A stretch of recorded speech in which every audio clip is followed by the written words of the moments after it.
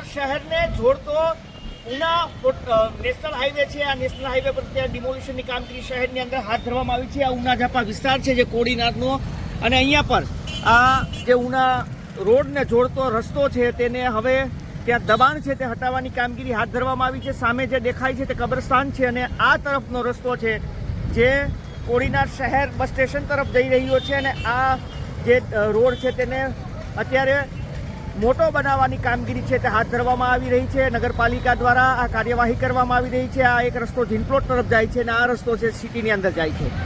તો કોડીનારની અંદર અત્યારે ડિમોલેશન છે તે મોટા પ્રમાણમાં અહીંયા પર હાથ ધરવામાં આવ્યું છે। નગરપાલિકા દ્વારા પોલીસનો ચુસ્ત બંદોબસ્ત અને વીજ વિભાગની ટીમો છે તે અહીંયા પર પહોંચી છે, ને અત્યારે જે આ કબ્રસ્તાનની દિવાલ હતી જે દૂર કરવામાં આવી છે, જે વીજ પોલો છે તેને દૂર કરવામાં આવી રહ્યા છે, અને આ રોડને વધારે ખુલ્લો બનાવવાની કામગીરી છે તે હાથ ધરવામાં આવી છે।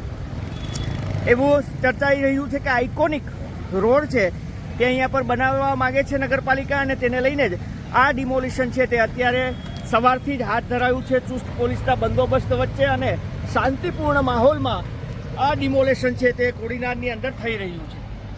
આ સિવાય પણ અન્ય વિસ્તારો છે, અન્ય રોડ છે તેને પણ શાયદ ખુલ્લા કરવામાં આવશે, પરંતુ અત્યારે ઉના ઝાપાથી લઈને જ્યાં બાયપાસ પડે છે વેરાવળ ઉનાને જોડતો કોડીનાર નજીકનો પ્રોટેક હાઈવે, ત્યાં સુધી આ દબાણ હટાવવાની કામગીરી છે તે હાથ ધરવામાં આવી છે તેવું નગરપાલિકાના કર્મચારીઓ દ્વારા જાણવા મળી રહ્યું છે, અને અત્યારે શાંતિપૂર્ણ માહોલમાં દબાણ છે તે હટી રહ્યું છે।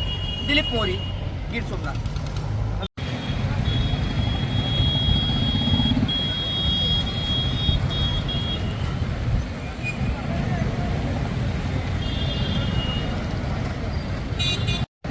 અહીંથી હમું આવે સમજ્યા।